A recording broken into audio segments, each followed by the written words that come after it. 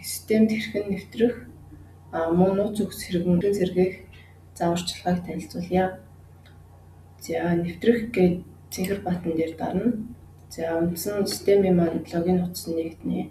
За тэгээд хэрвээ өмнөх нэр нууц үгээ мэдж байгаа бол шууд нэвтрэх хэсэгт нь user name хэрэглэгчийн нэр нууц үгээ хийгээд нэвтрэх боломжтой.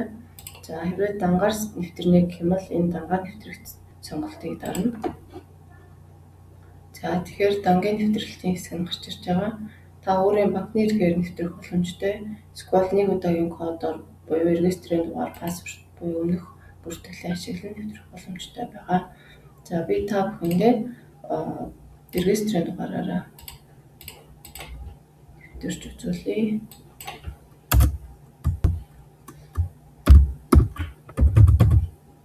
За нууц үгээ хийгээд нэвтрэгдсэн дээр дараа тухайн хэрэглэгчийнх нь тусгай дугаарт нь хэлэх юм.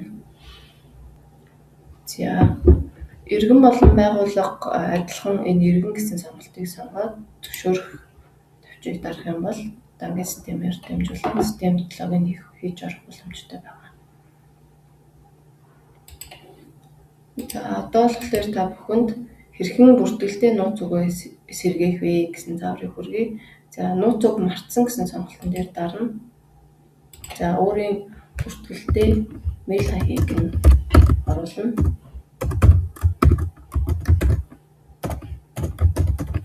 За энэ зургийн код гэсэн өмнөх зургийн кодыг нь том жижиг үсгийн ичлэлээр оруулаад илгээх төвчийг дарна.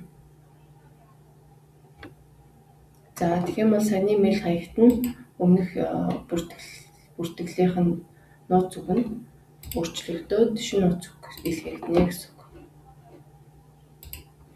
За нууц үг сэргээсэн мэйл маань ийм байдлаар харагдана. За тэгээд энэ мэдээллээрээ системд нэвтрэх боломжтой.